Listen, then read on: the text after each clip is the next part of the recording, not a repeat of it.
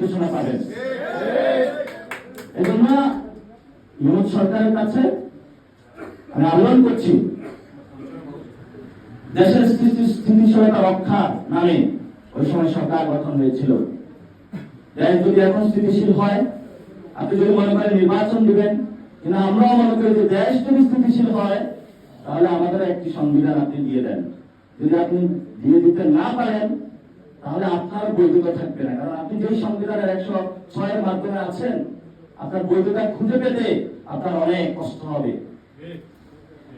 এই জন্য আমরা বলি, বর্তমান যে পরিস্থিতিগুলো চলছে, এনসিপি আমরা একটি জনগণের মধ্যে অর্গানাইজ করে ভবিষ্যৎ বাংলাদেশের নতুন একটি সংবিধানের জন্য মাঠে নামছি, এবং বাংলাদেশের গণপরিষদ যদি কোনো নির্বাচন হয় সেটা গণপরিষদ আগে নির্বাচন হতে হবে।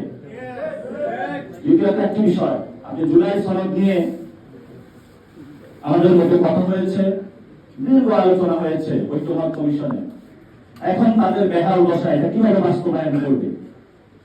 কারণ তাদের বেহাল দশা এই জন্য, এক নম্বর হলো লন্ডনের সিস্টেম, আরেক নম্বর হলো ঐক্যমত্য কমিশনে যারা আছেন এরাও অনেক গোপনে হলো বিভিন্ন গুলশান বিভিন্ন ক্লাবে যায় সিস্টেম দিচ্ছে, হয়তো তার জনগণের যে সিস্টেম দিতে হবে এটা বুঝতে পারছে না তারা।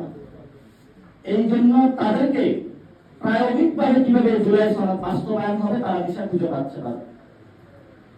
তারা 1 মাস সময় বাড়িয়েছে, এই জন্য বলি 1 মাস সময় বাড়ানোর প্রয়োজন নাই।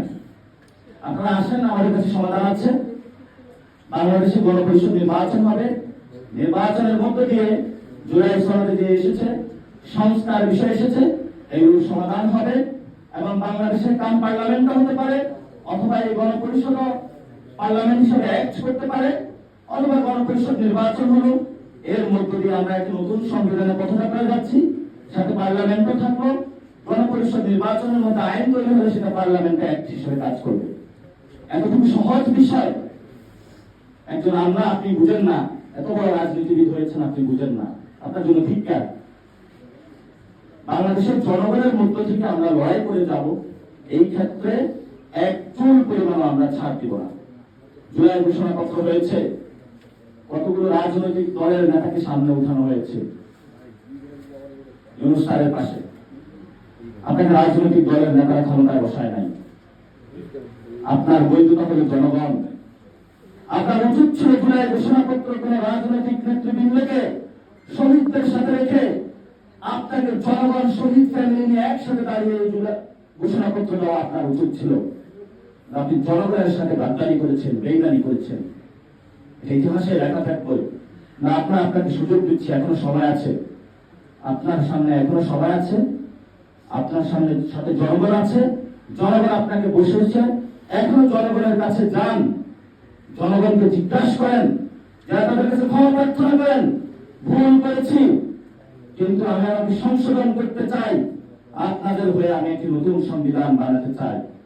বাংলাদেশের মানুষ 60% মানুষ সংস্কার চায়, বিএনপি 60%, সবগুলো দলের কর্মী বৃন্দ মিলে 60% হবে না।